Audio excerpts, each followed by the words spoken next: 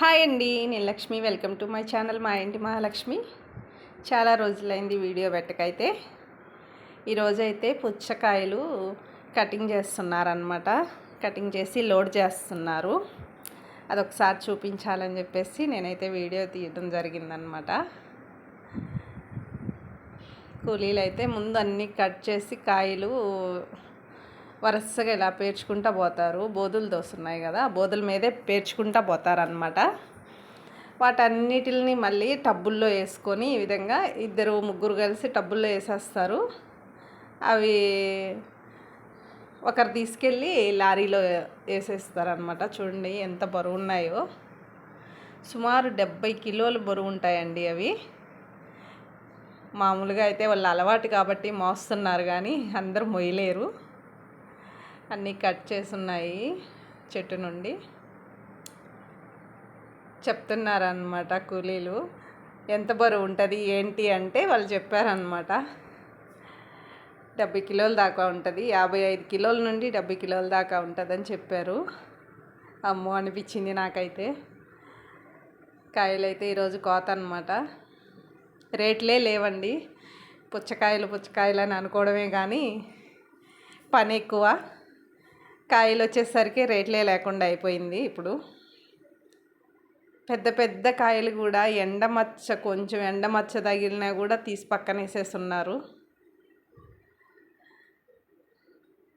అదే బాధ అనమాట. ఇప్పుడు కిలో అయితే రైతుల దగ్గర నుండి 5 రూపాయలకి 4 రూపాయలకి కొనుక్కొని వెళ్తున్నారు. మేమైతే ఈరోజు 4 రూపాయలకి మాత్రమే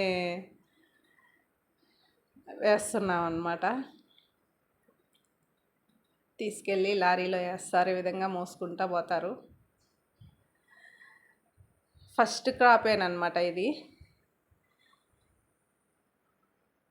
నా వీడియోలు కానీ మీరు చూస్తున్నట్టయితే ప్లీజ్ లైక్ చేయండి, షేర్ చేయండి. ఎలా ఉన్నాయి ఏంటి అనేది ఖచ్చితంగా కామెంట్ అయితే చేయండి.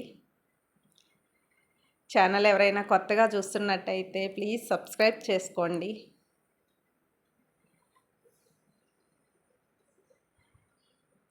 కాయలు చూడండి చేను మీద ఎలా ఉన్నాయో.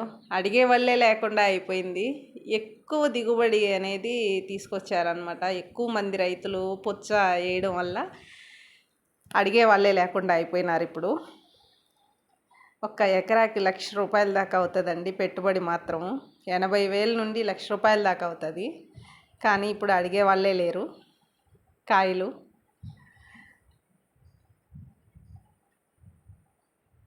ఫస్ట్ సారే ఇది మేము కోత ఎత్తడం కూడాను. కాయలు లారీకి ఎత్తుతున్నాము.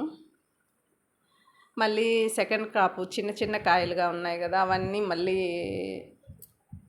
కొయ్యాలన్నమాట. కాయలు లారీలో ఎలా లోడ్ చేస్తున్నారో చూడండి. అన్నీ మోసుకుంటా వచ్చేసి ఆడబెట్టంగానే ఆ టబ్లో ఎత్తుకొని పోయి కొట్టేసేస్తారు. మళ్ళీ వాటిని అటు సైడు ఇటు సైడు బాగా పేర్చుకుంటూ వస్తారనమాట.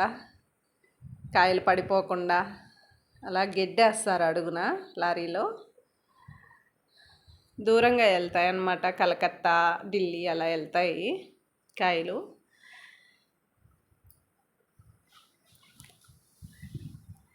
ఇది వచ్చేసి 29 టన్నులు అలా వచ్చిందంట లారీకి ఫుల్గా లోడ్ చేసుకొని వెళ్తే.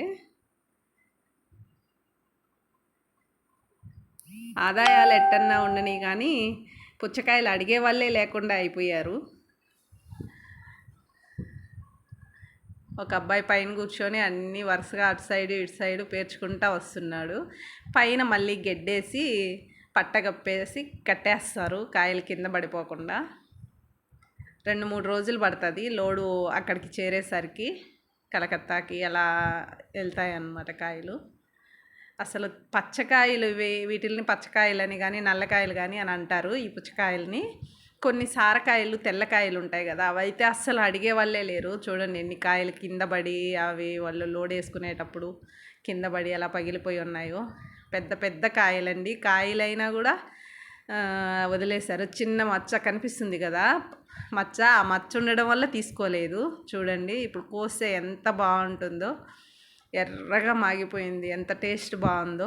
అందరూ అనుకుంటా ఉంటారండి, తెలియక ఏందో పుచ్చకాయలకి ఇంజక్షన్లు చేస్తారని అదని ఇదని. ఒక్కొక్క కాయకి రైతేమీ కూలీలను పెట్టి ఇంజక్షన్లు చెయ్యరు, అదంతా అబద్ధం. ఎంత బాగుందో చూడండి కాయ, రెడ్గా ఉంది, టేస్ట్ కూడా చాలా బాగుంది, బాగా మాగిపోయి ఉన్నాయి అన్నమాట. ఇదండి ఈ వీడియో అయితే. వీడియో చూసినందుకైతే థ్యాంక్ యూ సో మచ్.